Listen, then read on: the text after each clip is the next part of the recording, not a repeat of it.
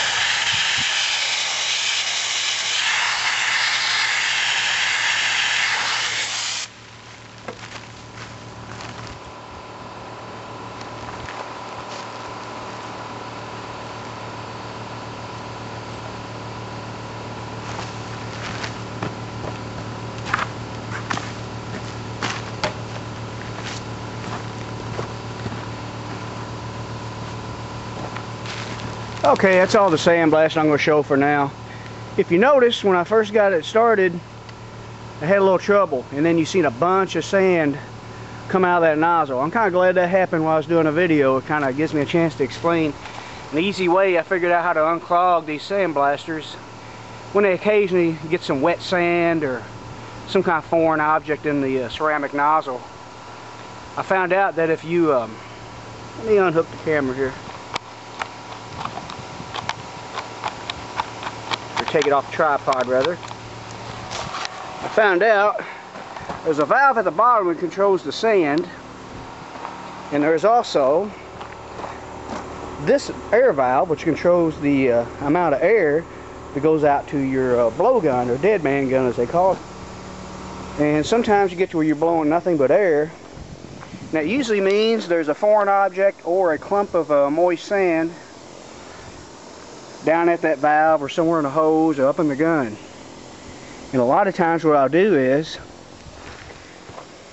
I'll shut this valve right here off completely.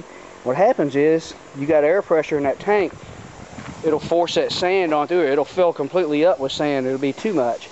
And then you'll feel it come up through there, and then it'll stop hissing. Any air leaks it has, it'll stop altogether because all that sand's in there.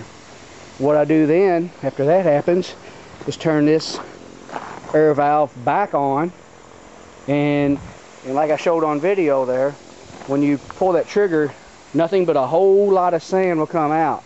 And what that's doing, it's getting rid of that sand that just isn't flowing through there very well. And every now and then you got to take like a small Allen wrench. It'll get to where it won't blow nothing at all. And I'm not going to open this trigger because it's still live with air. And what you do is you open that. Anyway, and then you stick a small Allen wrench or drill bit or something that'll fit in that ceramic nozzle hole, and you kind of stick it in there and work it around and break loose anything that's in there. Okay, I'm going to go ahead and finish up my sandblasting hopefully, and then we'll try to get this video here uploaded tonight,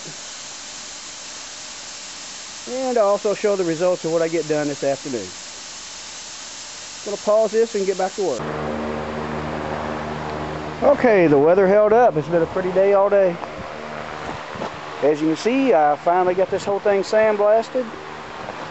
Not too much trouble. I did have a sand feed hose blew a hole. It had a hole blown in it. It leaked. Had to fix it. Other than that, pretty much flawless. I already got that other brake drum off and blew all the dust out of it, or sand. Got all the sand out of this side, cleaned out. Now I'm going to move this thing into the shed and set it up on jack stands in there. I'm going to put those old tires back on it. And that's pretty much all I'm going to do for today. Hopefully I will shoot some paint on this thing tomorrow night after work. And we'll probably get those leaf springs next weekend. Maybe I can get them done through the week. I'm going to have to buy some more blast media. I got the recycled part of it, at least enough to get the job done, but you lose a lot out here doing it outside. Anyway, I'm going to get this thing in the shed,